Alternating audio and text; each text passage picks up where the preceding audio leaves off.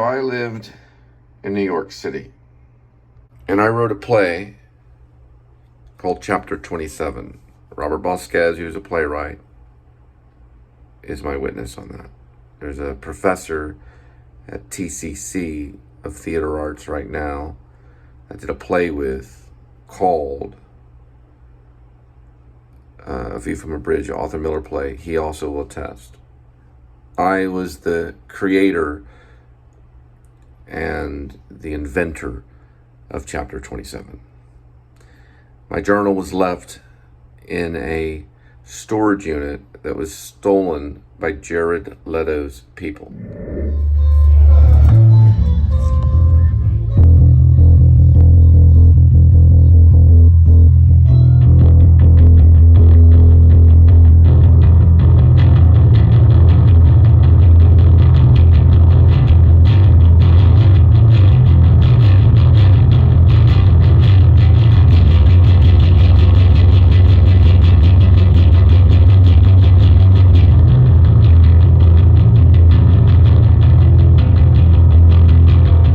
Leto not only stole the role from me, but his people and the producers stole the movie, turning my play into this movie illegally through theft.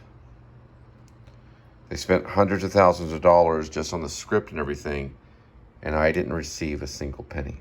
I am the writer that's currently writing Grace, which is a werewolf film. I have proof that I wrote Chapter 27 in a pink journal. At the very first part of the page is the handwriting of a man named Kevin Smith, who my sister, Teresa Spivey, married, who was an insurance salesman, who also has millions of dollars. Kevin Smith, handwriting, the word is, he wrote the word, I love you, pooch, or something pooch, the word pooch. That was his handwriting. The rest of the journal was my poetry. Kevin Smith also allowed me to use his guitar for quite a bit of time. It was an applause guitar. So I don't know for sure if I took that to New York, but I did end up giving that guitar back to Kevin Smith. The pink journal that was left in the storage unit in Manhattan is my journal. I want it back. They went through that journal and stole my script and turned it into Chapter 27, which is my property. It's my intellectual property that Hollywood has stole from me. And Jared Leto ate a bunch of ice cream and soy sauce to gain a bunch of weight to play Mark David Chapman, the man who shot and assassinated John Lennon. I was trying to turn it into a play. Lou Reed made an announcement on national television saying, no, don't write a play with the title of Mark David Chapman as the star. You know, you wouldn't want to make Mark David Chapman a star because he shot John Lennon. So I didn't turn it into a screenplay. I kept it as a play, but they turned it into a screenplay without my permission. Tennessee Williams would sue you if you went into his play and did an intercut within his play. So if you did Streetcar Named Desire on Broadway or community theater or anywhere in the world, if Tennessee Williams was alive and you went in there and you removed some of the play and then presented that and said, oh, this is my play, but we removed the scene where Blanche blah, blah, blah, or Blanche dropped blah, blah, or Blanche wasn't mentioning this, or Stanley didn't come in, and say this, or he didn't go scream Stella, he would go in and sue the company. He would sue the theater company for changing his words. Just like I'm going to sue Jared Leto and all of his people for thieving from Cole Spivey, who is me right here. There will be justice in this life. I'll face God for getting justice in this life. I will become a billionaire, but I will face God and explain why. Because I want my family back. That really happened. I really wrote Chapter 27. Robert Bosquez can attest that I did write that. It was a play that I was going to do. I was going to workshop it at Texas Wesleyan University. If they were going to let me borrow parts of the theater, I had already left Texas Wesleyan. We were also going to do it at several other theaters. It was called Chapter 27. You're looking at the writer who didn't get a single penny for it. I'm also a filmmaker. And lo and behold, as God before us, I am an actor too. But this does not make me a liar. I really did write that. I was doing View from a Bridge when I found out about chapter 27. So, here is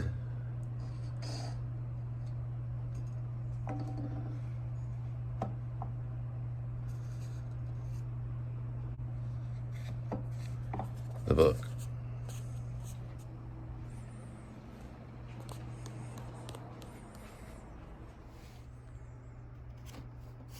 Chapter 27.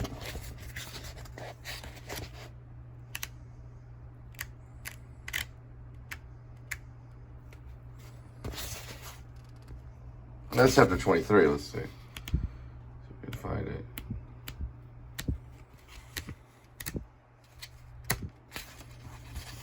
I know it's there somewhere. What is this one saying right here? This might be a clue. Let's see here. Watching the wheels go round and... Whoops! Watching the wheels go round and round. That's all I'm going to tell about. I could probably tell you what I did after I went home and how I got sick and what school I'm supposed to go to next fall after I get out of here, but I don't feel like it. I really don't. When Jared Leto got the role of the Joker, he mailed used condoms to his friends, supposedly of his own semen. That stuff doesn't interest me too much right now, he says. Now we look after chapter 26, and there's no chapter 27. There's only a chapter 26. Because Mark David Chapman thought he was Holden Caulfield, that he was going to write chapter 27 while he murdered John Lennon. And my play was entitled Chapter 27. My play was called Chapter 27 that I wrote. God thinks I'm beautiful because he loves me very much. He loves you too.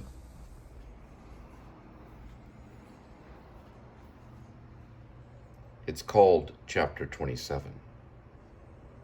Look at the original title. It lost money. That money goes to me. When someone steals from you, you be sure to tell the whole world that everyone is watching. That's what we do.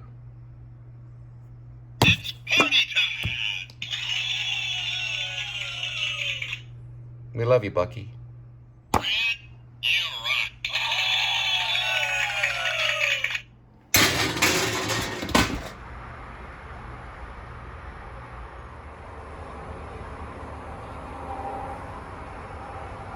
Welcome to the Please Subscribe show. Now, we're going to make a real big point. I don't have the time to watch Adam the Woo and Jordan the Lion, Carpetbagger. You have to realize those people are crazy. It's a response to the boomer generation. Things got us skewed. Things went nutty. The only one that knows what they're doing is Scott on Tape. So don't worry about it. They'll answer to Scott on Tape for a lot of things. Other than that, I've got to get some water refilled. Go back and go down this way. Okay, get this on. These things, getting water here.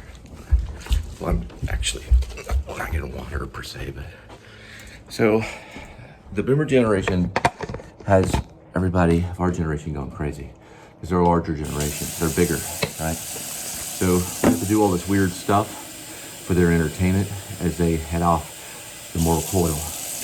basically, we have to entertain them until they die. Or we all become millionaires, which some of us will, which will cause horrible inflation, like in 2030, either in the world, or we'll find another way to digitize money. Anyway, just watch Scott on tape. He kind of has a lot of it figured out. I gotta put these waters in my car and gotta get going. I'm doing minimal vlogging today. Also, we have to work on goal number 2. Everybody has to have everything very literal. It used to not be that way in the 60s. It was easier. Then we're gonna watch out for road rage.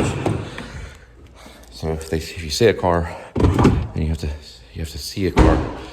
If you see a car, you have to say a car, right? Let me get this up right here. I'm just I've got drop-offs to do. You want everything completely the same. I'm gonna change it up a little bit. Door in here. Bigger technology to try to take down the enemy and all that stuff. I don't worry about the crash today. And things like that. So basically you just have to do the best you can and just watch lots of Scott on tape.